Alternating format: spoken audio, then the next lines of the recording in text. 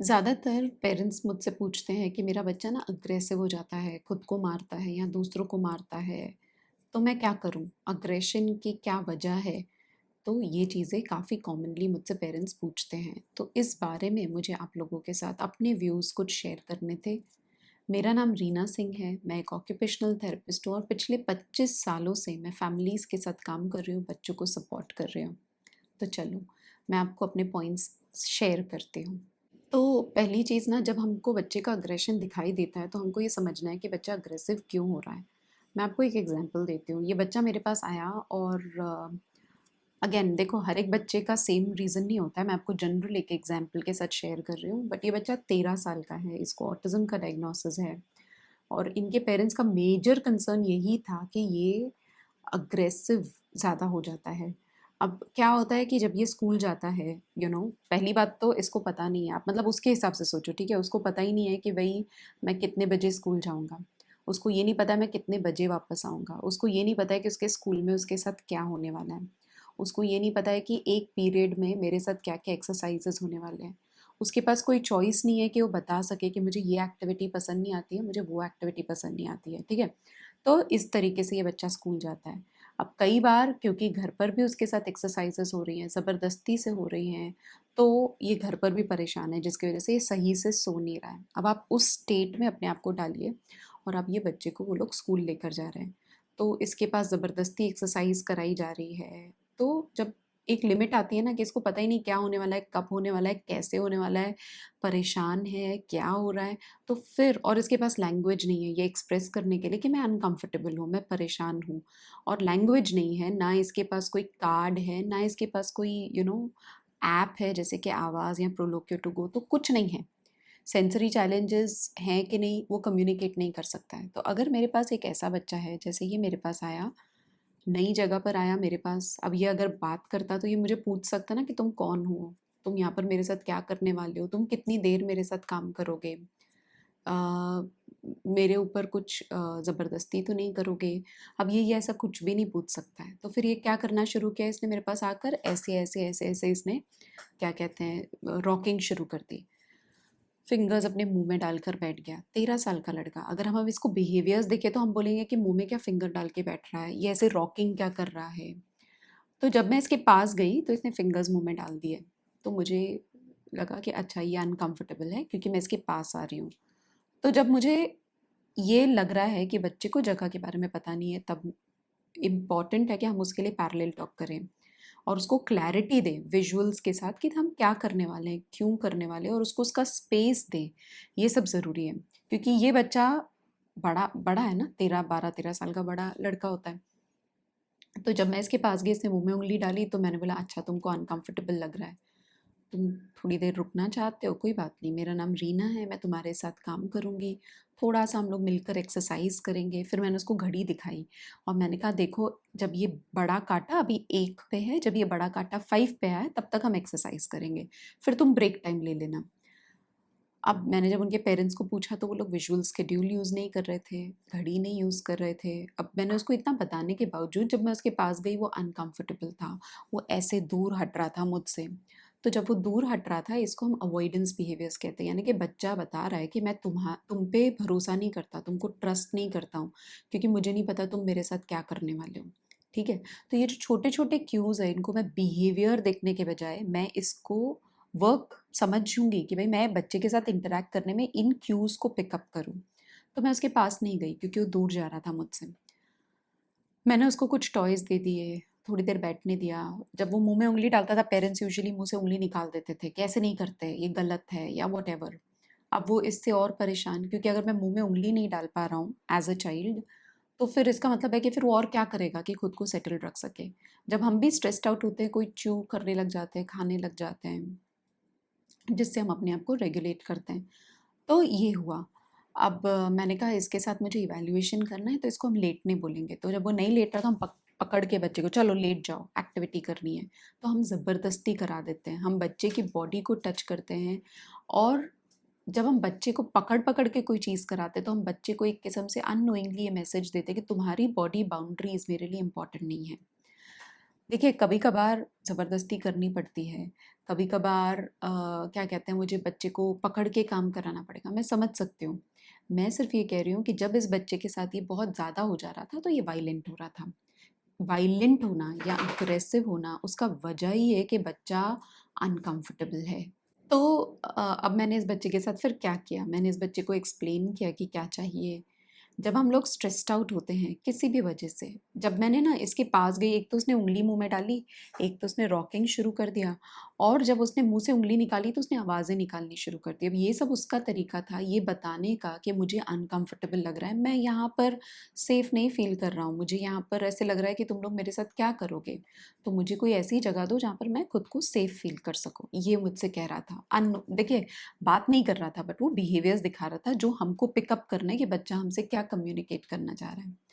अब एक इम्पॉर्टेंट चीज़ ये है कि अब तक मैंने क्या बोला कि मुझे उस बच्चे को विजुअल्स देने हैं। बच्चे को पता होना चाहिए कि भई वो मेरे पास कितनी देर रुकेगा। बच्चे को पता होना चाहिए कि अगर वो मेरे साथ रुक रहा है, तो मैं उसके साथ कौन-कौन सी एक्टिविटीज़ करूँगी। मैं उसको विजुअली ड्रॉ करके बताऊँगी। उसको क्लैरिटी दूँगी कि भई क्या करना है। तीसरी चीज़, जब बच्चा परेशान हो रहा होता है, जैसे ये हो रहा था, यूजुअली सबसे पहले जो होती है ना बॉडी बाउंड्रीज़ अपनी, वो हमारी लॉस्ट हो जाती हैं। लॉस्ट का मतलब है कि हम इतने परेशान हो जाते हैं, यहाँ-वहाँ भागना चाहते हैं, बच्चे यूजुअली ये करते हैं। तो उस वक़्त मैंने उसको डीप प्रेशर एक्टिविटीज़ दी, क्योंकि और मैंने हाथ नहीं लगाया क्योंकि मेरे हाथ लगाने से वो अनकम्फ़र्टेबल हो रहा था, तो मैं बॉल से डीप प्रेशर दे सकती हूँ। एक ये होता है ना ब्लैंकेट, वेटेड ब्लैंकेट, उसके ऊपर डाल सकती हूँ। वेटेड ब्लैंकेट नहीं है तो घर पर कोई भारी चीज़ है वो मैं डाल सकती हूँ। भारी जैसे चद्दर, चद्दर नहीं होती है वो, क्या होती है, रज़ाई टाइप की जो चीज़ होती है, भारी वाली, अगर वो है तो वो डाल दी, गद्दा डाल दिया। तो बच्चे को वो सेफ्टी फ़ील करना ज़रूरी है। तो जैसे-जैसे उसको सेफ़ फ़ील होने लगा, फिर मैंने उसकी मम्मी को कहा कि आप उसको डीप प्रेशर देना शुरू करो, लाइक ऐसे करके प्रेशर देना शुरू करो। उसकी मम्मी ने उसको प्रेशर देना शुरू किया और वो धीरे-धीरे, धीरे करके शांत होने लगा। अब अगर इस बच्चे के साथ जैसे ही मैं आई थी और मुझे चाहिए था कि मैं इवैल्यूएट करूँ और इसके मुँह से उँगली निकाल देती, इसको पकड़ के लिटा देती, इससे काम करवाती, तो ये भी बच्चा वायलेंट हो जाता। वायलेंट होना मतलब ये मुझे सिर्फ़ ये कहना चाह रहा है कि मुझे मेरे साथ क्या कर रहे हो तुम? क्यों कर रहे हो?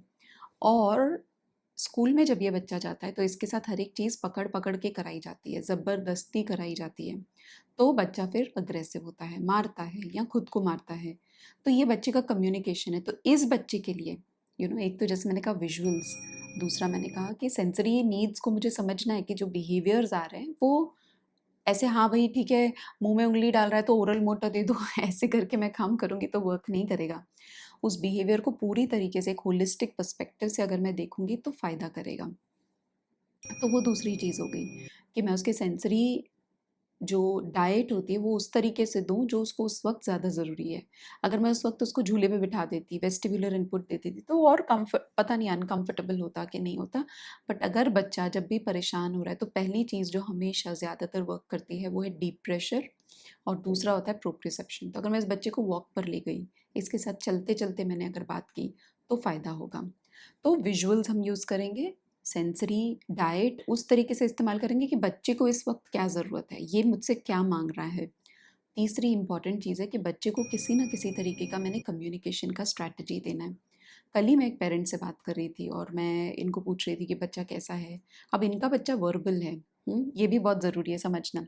ये बच्चा पूरा वर्बल है, बात कर सकता है, लेकिन वो लोग फिर भी ऐप यूज़ कर रहे हैं, वो लोग आवाज़ यूज़ कर रहे हैं, ऐप। मैं एक और बच्चे को जानती हूँ, वो भी पूरा वर्बल था, बट वो लोग पेक्स, जो पिक्चर एक्सचेंज कम्युनिकेशन सिस्टम होता है, उसका ऐप यूज़ कर रहे थे। एक और बच्चा है मैं जिसको जानती हूँ, वो भी पूरा वर्बल है, लेकिन वो प्रोलोक्यो टू गो जो होता है, उसको ऐप को यूज़ कर रहा है। अब ये क्या ज़रूरत है? क्योंकि ये लोग क्या करते हैं, जैसे हम लोग स्क्रीन टाइम में कैसे यूट्यूब देख रहे हैं या इंस्टाग्राम देख रहे हैं या हम रेसिपीज़ देख रहे हैं, जो भी खाना बनाना है, तो उस तरीके से ये बच्चा वो प्रोलोक्यो टू गो का जो ऐप है, उसको लेके बैठता है और उसके साथ खेलता रहता है और उसको सुनता रहता है, I want biscuit, I want biscuit, I want biscuit, ये बार-बार, बार-बार सुनता है। और उससे वो जो रेपिटिशन है, जो कैसे हम रटते हैं ना किसी चीज़ को बोलने के पहले, वो उस चीज़ को अपने आप से प्रैक्टिस कर रहा होता है। तो ये मेरे सारे बच्चे जिनकी मैंने बात की, हर एक बच्चा अगेन स्पीच थेरेपिस्ट एक बेटर गाइड कर पाएगी आपको कि कौन-सा ऐप यूज़ करना है, कौन-सा ऐप नहीं यूज़ करना है। लाइक वो उनका ये है। मेरा पॉइंट ये है कि अगर आपका बच्चा वर्बल है तो ये सोचना कि अब तो वर्बल है, अभी सिर्फ स्पीच पे काम करो। स्पीच पे जैसे हम रेस्टोरेंट में जाते हैं तो हमको अगर बोले कि देखो ये सब मेन्यू में दिखाएगा नहीं मेन्यू कार्ड, तो फिर नहीं समझ आता ना। उसी तरीके से अगर बच्चा वर्बल भी है तो भी अगर वो इस तरीके से कार्ड ये यूज़ करेगा तो बहुत हेल्प होगा। मैं आपको एक और बताती हूँ। एक बच्चा है और इसका कान का सर्जरी हुआ था। और ये बच्चा इसको ना, जैसे हम लोग जब ये क्या कहते हैं वेस्टिबुलर इनपुट जब दे रहे थे, उसकी मम्मी घर पर झूला करा रहे थे तो मेट्रोनोम म्यूज़िक लगा रहे थे। आप अगर यूट्यूब पे सर्च कर सकते हो मेट्रोनोम क्या होता है। तो मेट्रोनोम 40 बीट्स पे भी होता है, 50 बीट्स पे भी होता है, 60 बीट्स पे भी होता है ना, अलग अलग बीट पे होता है। तो ये बच्चा इतना मतलब वर्बल और कितना मस्त था। कहता है जब उसकी सर्जरी हुई तो उसको ना ऐसे टुप टुप टुप करके कान में कुछ आवाज़ आ रही थी जो हमको नहीं आ रही है। बोलता है मुझे ना मेट्रोनोम जैसी आवाज़ आ रही है कान के अंदर, 30 बीट्स पर मिनट जैसी। तो उसके वजह से उसके पेरेंट्स उसको डॉक्टर के पास लेके जा पाए और उसको हेल्प कर पाए। अब अगर बिहेवियरली इस बच्चे को देखो तो हाँ, इसको हाथ में पसीना आ रहा था, ये हाइपर एक्टिव हो रहा था, बहुत मम्मी को चिपक रहा था। तो अगर हम सिर्फ बिहेवियर देखें तो नहीं समझ आ रहा था, लेकिन जब इसने ये कहा तो आसान हो गया उसके पेरेंट्स को अपने डॉक्टर के पास जाकर ये बताना कि देखो बच्चा ये महसूस कर रहा है। मेरा पॉइंट बस ये है कि जितना मैं विजुअल यूज़ करूँगी उतना फ़ायदा होगा। मैं आपको एक और एग्जांपल देती हूँ। एक बच्चा मेरे पास आया बैंगलोर से। अभी आते ही मुझे बोलता है कि आते ही कहता है मम्मा घर चलो करके। तो उसकी मम्मी ने किताब निकाली, ड्रॉ किया और बोले ये देखो। फ़ोटो भी नहीं थी उनके पास, सिर्फ ड्रॉ किया। बोलते ये देखो हम लोग कार में आए, हमने बोला था हम रीना आंटी के पास जाएंगे और उसके बाद हम फिर कार में बैठेंगे और फिर हम होटल में जाएंगे। तो अपने पास अभी ये सारा करना बचा है ना, होटल में यहाँ पे जाएंगे, अभी ये बचा है। अब इससे उस बच्चे को क्लैरिटी आ रही थी कि अच्छा ये 3 एक्टिविटीज़ के बाद मैं जाऊँगा, अदरवाइज़ मतलब यहीं पे रुकना है। अब अगर मम्मी ने विजुअल नहीं यूज़ किया होता और बोलते थोड़ी देर रुक जाओ, थोड़ी देर करना है, अरे थोड़ी देर के बाद जाएँगे, तो बच्चे को क्लैरिटी ही नहीं मिलती और बच्चे का बिहेवियर बढ़ता जाता। तो जितना हम विजुअल यूज़ करेंगे, जितना बच्चे को कम्युनिकेशन देंगे और ऑफ कोर्स सेंसरी पे वर्क करेंगे, और सेंसरी पे of course vestibular, proprioceptive, tactile, ये अपनी इंपॉर्टेंट चीज़ें हैं। लेकिन जब बच्चा परेशान हो रहा है, तब अगर हम किसी तरीके से डीप प्रेशर एक्टिविटीज़ दे पाएँगे, बहुत फ़ायदा करता है। कई सारी बार पेरेंट्स मुझे कहते हैं जैसे बड़े हो जाते हैं ना बच्चे जब काफ़ी, तो मैं क्या करती हूँ, एक जैसे अगर सोफ़ा है आपका, यानी कि एक साइड में, एक कोने में, वो जो क्या होता है एयर मैट्रेस जैसा जो होता है, हम लोग उसमें हवा भर देते हैं और उसको ऐसे करके बिछा देते हैं जैसे आपको फ़ोटो में दिखा रही हूँ मैं। तो बच्चा उसके अंदर सो जाता है 20 मिनट तक के लिए। तो उससे ना वो जो कामनेस और वो जो डीप प्रेशर की जो फ़ायदा होता है वो बच्चे को आने लगता है।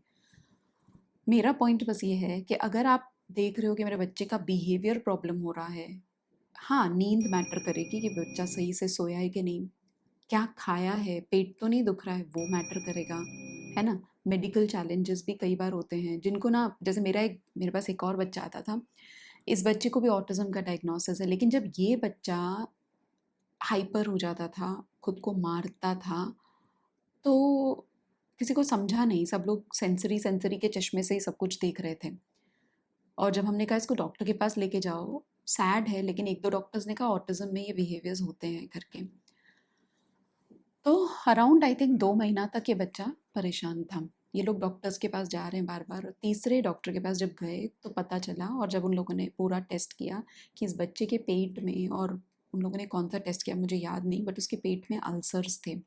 और वो जब कुछ खा रहा था या नहीं खा रहा था तो उसके पेन हो रहा था, जिसकी वजह से वो कम्युनिकेट नहीं कर पा रहा था कि उसको क्या फ़ील हो रहा है। और इसलिए वो हाइपर एक्टिव होता था, मारता था मम्मी को, क्योंकि वो मारने का मतलब ये था, वो मम्मी को बोल रहा था कि देखो आप मेरे को समझो और मेरी मदद करो, यू you नो know? तो मैं बस ये कहना चाह रही हूँ कि अगर बच्चा हाइपर एक्टिव है, अग्रेसिव है, तो मैं ये नहीं देखूंगी कि, मतलब ना, कई बार कैसे होता है बच्चा शांत है तो हम उसको हेल्प कर देते हैं, जब अग्रेसिव होता है तो हम उसको बिहेवियर प्रॉब्लम में लेबल कर देते हैं। कई बार जब बच्चे अग्रेशन में आते हैं तो वो उनका तरीका है अपने आप को कम्युनिकेट करने का। मैं ये नहीं कह रही हूँ कि बिहेवियर नहीं है, कई बच्चे जानबूझकर करते हैं और आपको समझ में आ जाएगा कि ये ना सिर्फ, मतलब अटेंशन के लिए करते हैं। मैं एक और बच्चे के साथ काम करती थी, सिर पटकता था वो हल्का-हल्का और मेरी तरफ देखा करता था। तो यहाँ पर मुझे पता है ये, या मुझे आकर यहाँ पर मारता था और फिर देखा करता था। तो मुझे पता है ये बिहेवियर जानबूझकर कर रहा है क्योंकि इसको मेरा अटेंशन चाहिए। लेकिन हर बार ऐसे नहीं होता है। कई बार वो बिहेवियर नहीं होता है। तो इस बात को समझ पाना कि मेरे बच्चे को क्या चाहिए, क्या इसकी तो इसको ना एक ऐसे प्रॉपर क्या कहते हैं कैलेंडर में रोज़ कि आज ये तारीख है, आज मेरा बच्चे का बिहेवियर ऐसा है, इसने ये खाया, टॉयलेट गया कि नहीं गया, सोया कि नहीं सोया। अगर मैं उसको पूरा डिटेल में समझ कर लूँ और उस हिसाब से मैं उसके साथ वर्क करूँ कि हाँ, अग्रेशन देखने के बजाय कि भई क्या चीज़ है जो उसको ट्रिगर हुई। अभी कल-परसों की बात है, एक बच्ची थी जो शांत थी एकदम और एकदम से परेशान हो रही थी क्योंकि दिवाली थी और पटाखे चल रहे थे, परेशान हो रही थी। तब हमको बच्चे के साथ Kameng strategies of course deep pressure activities help करती है, लेकिन फिंगर होल्ड्स जब हम फिंगर को यूँ बस होल्ड करके रखते हैं, जब तक हमको इसमें पल्स नहीं मिल जाती। ये वाले फिंगर को होल्ड किया जब तक पल्स नहीं मिल जाती। तो कई बार बच्चों के साथ कामिंग स्ट्रैटेजीज़ वर्क करनी पड़ती है। मेरा पॉइंट जो मैं कहना चाह रही हूँ, वो बस ये है कि हाँ, अग्रेशन पे वर्क करना है, लेकिन समझना है कि क्या मैंने बच्चे को अपने विजुअल दिया? क्या मैंने अपने बच्चे को वो ज़रिया दिया जिससे वो कम्युनिकेट कर सके? क्या मैं बच्चे के साथ इंटेरोसेप्टिव लैंग्वेज यानी कि मेरा पेट दुख रहा है, पैर दुख रहा है, कान दुख रहा है, ये बताने की भाषा इस्तेमाल कर रही हूँ? क्या मैंने अपने बच्चे को sensory diet on a regular basis दे रही हूँ? क्या मेरा बच्चा सही से सोया, सही से खाया? कहीं उसने शुगर वाली चीज़ें या ऐसा कुछ तो नहीं खाया जिससे उसका पेट दुख रहा होगा? यानी कि और कई बार येस, सिर्फ़ अटेंशन सीकिंग हो सकता है। लेकिन इन सबको अगर मैं होलिस्टिकली देखूँ, तो फिर अग्रेशन को डील करना काफ़ी आसान हो जाता है। कई बार बच्चे खुद को ही बाइट कर रहे होते हैं, गुस्सा कर रहे होते हैं, बिकॉज़ ना वो मेल्टडाउन वाले फ़ेज़ में पहुँच जाते हैं कि भई कोई उनको समझ नहीं रहा है और मेल्टडाउन को कैसे डील करना है वो मैंने एक अलग वीडियो बनाया है जिसका मैं लिंक यहाँ डाल रही हूँ, जो आप देख सकते हो। लेकिन इस तरीके से मैं चाहती हूँ कि आप अगर होलिस्टिकली देखें और देखिए कि कोई कोई एक चीज़ है जो इनकम्प्लीट तो नहीं रह गई है। क्या मेरा बच्चा कम्युनिकेट नहीं कर पा रहा है? क्या सेंसरी डाइट नहीं हो रही है? और अगर मेरी तरफ से मैं पूरा सब कुछ कर रही हूँ और फिर भी बिहेवियर्स आ रहा है, तो अगर आपने नोट डाउन किया होगा तो आप पैटर्न समझ पाओगे। और जब आप पैटर्न समझ पाओगे तो अपने थेरेपिस्ट के साथ बेटर कम्युनिकेट कर पाओगे कि क्या करना है। तो ये मुझे कहना था आप लोगों को। अगर आपको इसमें डिटेल चाहिए कि भई हम सेंसरी में क्या करते हैं, कैसे करते हैं, क्यों करते हैं, तो हम अपने ऐप में हर हफ्ते मिलते हैं और ये सारी चीज़ें डिटेल में डिस्कस करते हैं। तो आप ऐप जॉइन कर सकते हो। सो आई होप ये आपको हेल्प किया। हम लोग फिर से अगले हफ्ते मिलते हैं। Thank you.